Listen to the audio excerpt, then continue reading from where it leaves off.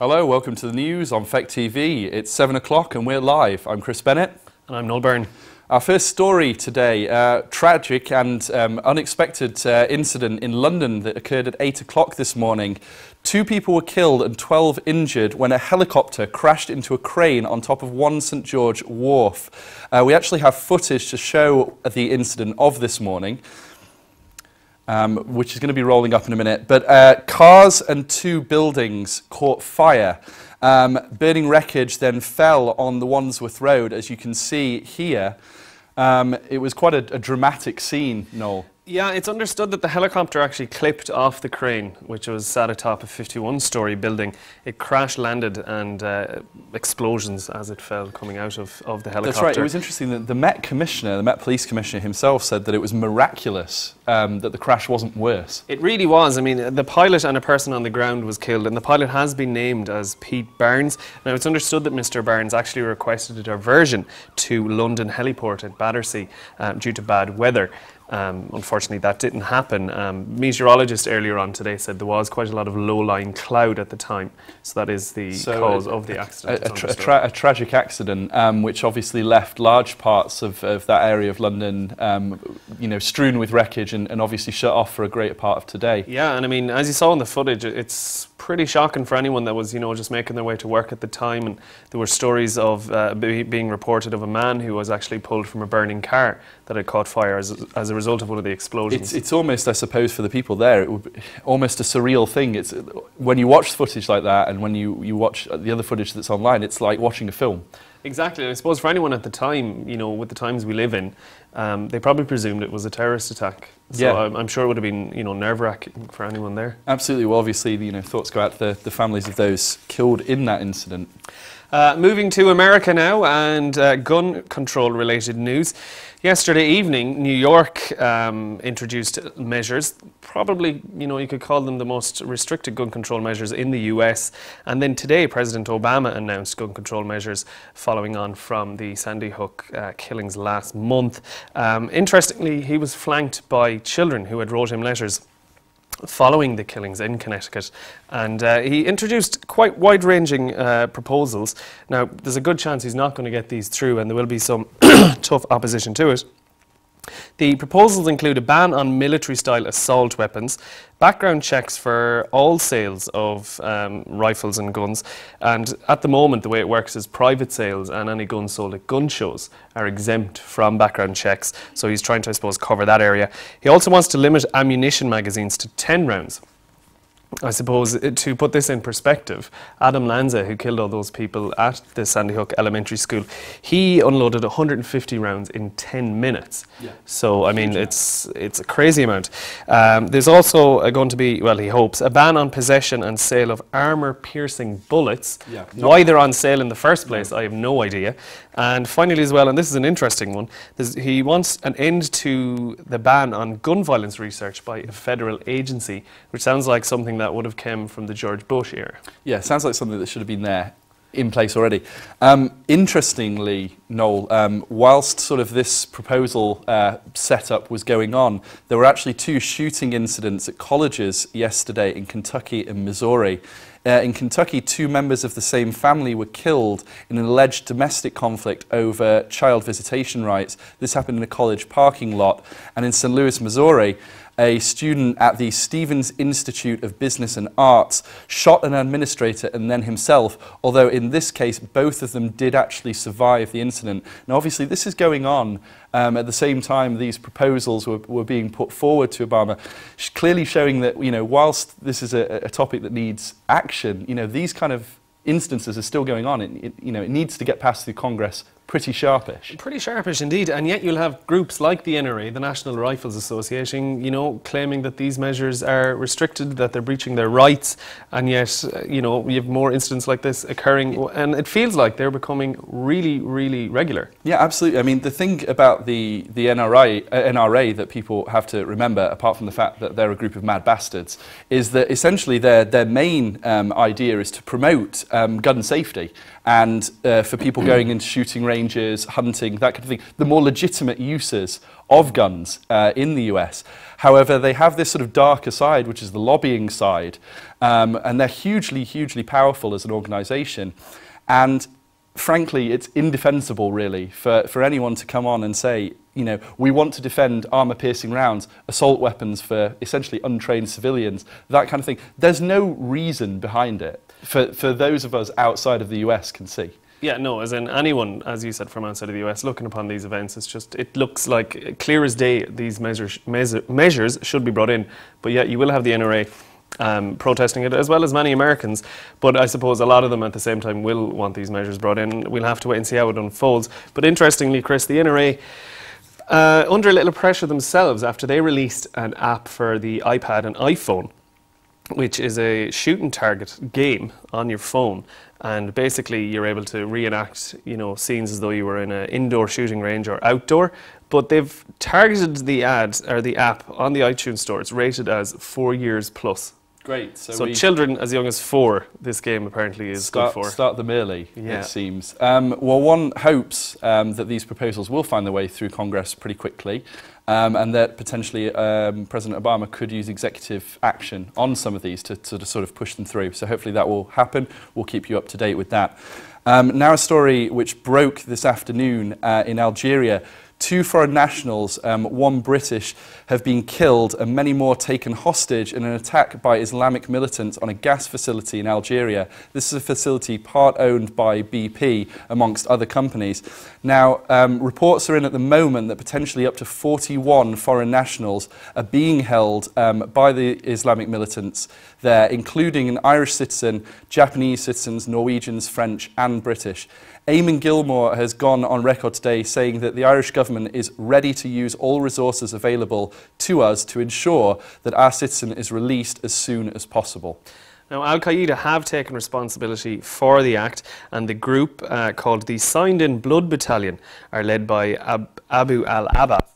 Now, they have sent a list of demands to the Algerian authorities, but they've also warned that if troops try to infiltrate the complex, the results would be disastrous.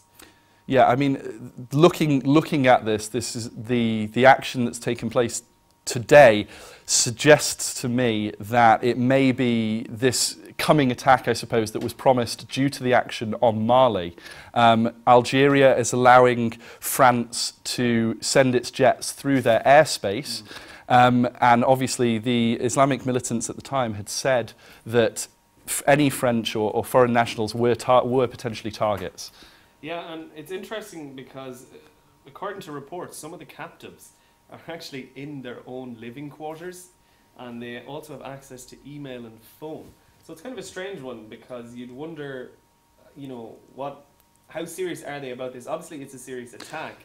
But yeah, as you said, it's clearly linked to something else. There are obvious underlying causes. Yeah, I suspect there is a lot more underlying cause here, Noel, because when you sort of break this down, obviously we don't know exactly what is happening at the moment. We will keep you up to date on the developments in this story, because obviously with it being an Irish national being held within that, I suspect the Irish government will want to put something further out there. But it's a story that shows, I suppose, that whilst this action is going on in Mali, that these kind of actions, these terrorist actions, essentially, can happen in what should be, I suppose, well-protected areas. It sets a dangerous precedent, shall we say? It certainly is. I suppose coming back closer to home, and a report was published this morning from the Economic Social Research Institute. They have released the Ethnicity and Nationality in the Irish Labour Market report, and it shows that black Africans have the highest rate of unemployment and also the highest rate of discrimination in the Irish workplace. It's based on a new analysis of CSO figures from 2010, the quarterly National Household Survey Equality module. I took the big worded ones today, Chris. Yes, you did. And as I said, it's from 2010, and they're comparing it to data from 2004. An interesting point, though, Noel, when you look at the data from 2004 to 2010, there actually has been an improvement in the employability of black Africans in Ireland. There definitely has been a slight improvement, and as you said, that is noted in the report, but the data is still quite upsetting, I suppose, or damning of Ireland's attitudes. Black Africans, their employment rate is 38%. ethnic minorities of people in the EU working here stands at 51%. Meanwhile, white individuals coming from what they're terming as the old EU states, their unemployment rate is at 9%. So, I mean, that's drastically lower than as the other statistics. Asians as well, their unemployment rate is at 12%, so that's not too bad. White Irish people as well, their discrimination at work, the stat related to that is 5% have experienced discrimination at work. So, I mean... Do you think, Noel, then, that this is sort of a bit of a hangover of the old "they took our jobs" kind of thing? I definitely think it is. During the boom in Ireland, it was very much a case of, you know, Irish people giving out about, you know, oh, they're coming over here taking our jobs. Now, it wasn't just black Africans, it was anyone from any European country. I suppose a lot of them... people coming into the country at the time were Polish people, and they seem to be, you know, at the end of a lot of the discrimination.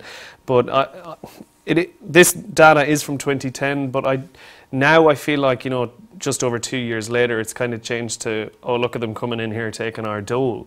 Like, you'd hear that frequently in households around the country. So it's hard to know at what stage we'll say Irish people are at in terms of, well, racism, really. Yeah, I mean, it's an interesting one to come to. I mean, obviously, with the experience of the UK as a sort of multi-ethnic, multicultural society in terms of that, there is exactly the same type of stuff going on. There is the same, at times, slight underlying racism, for instance.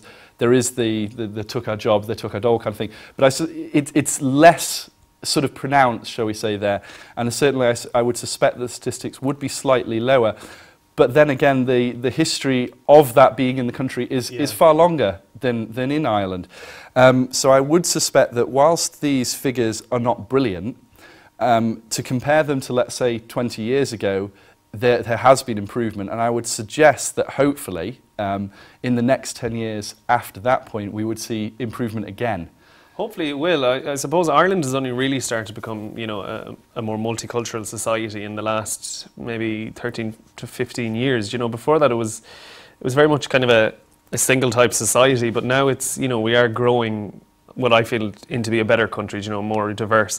But another stat, Chris, that I thought was quite interesting from today's report is that black Africans, they're 7 times more likely to suffer discrimination at work, but also 7 times more likely to suffer discrimination when looking for work. So that, you know, it's a scary sign of the times, I suppose, as well, when it's still happening. But as we said, hopefully it's going to change. At every facet of it. Exactly, yeah. Yeah, hopefully it's going to change. We're going to end now with a rather interesting story that came out of the US today. Maria Walther Willard, a teacher in Cincinnati since 1976, is suing her school district over her phobia of young children. Now, Chris, I have to stop you there, because how does someone get into a job teaching children, knowing they have a fear of children? Okay, well, the thing about it is, she has a fear not of all children, but of younger children. Was she scared of herself when she was young? Possibly. But the thing is, she knew that this was a problem all along, and she's been having treatment for the phobia since 1991. Now, she actually worked in high school, and obviously in the US, high school and middle school, which is where the younger children would be, are quite separated. So she sort of went into the job thinking that she would never have contact with the things that obviously scared the living bejesus out of her. However, in 2009, the school district themselves actually switched her down to a middle school. Now, in her legal case, she says that this increased her blood pressure, her anxiety, essentially to the point where she had to retire early and halfway through the school term. Her lawsuit is now claiming a loss of income due to the early retirement and sort of pushing it into the Americans with Disabilities Act. So she's kind of claiming that the phobia is essentially stopping her doing her work. I was literally just about to say, and I'm sure viewers out there as well were probably thinking it sounds like she's just doing it for the money, as in she took early retirement and now I've no money. Well, so funny you should say that. Gary Winters, the lawyer for the district, actually did go on record saying she just wants money. Kind of thing. I actually stand behind Miss Willard or Miss Willard on this one. Really? Strangely, because Well, if you think about it, you know, she went in with eyes open. If she's been having treatment since 1991, the school must have known about it at some point in time. You'd imagine. And frankly, if you had a horrible phobia, and you know, take agoraphobia for instance, you know, it's a debilitating illness. If you had a phobia of children, young children, that you know, say for instance, we saw a class, she saw Children of the Corn. It's something that it's a situation you want to get out of. You are going to be anxious over. I can see where you're coming from, but at the same time, I mean, she's working in a school. She must surely, you know, have thought, I'm probably going to encounter at least one or two smaller children. I'll give you that it may have been slightly short-sighted. Yeah, it wasn't her best career move. No. So so for the rule for tonight from Feck TV is that if you have a phobia of children, probably not a good idea to become a teacher. Yeah. Other tips, if you're going to be a lumberjack, don't work with trees. Yeah, if you have a phobia of them, obviously. Phobia advice from us, and that's going to also end the news for tonight. Thank you so much for watching. This has been Feck TV, live at 7 o'clock. I've been Chris Bennett. I've been Noel Byrne. Thanks very much.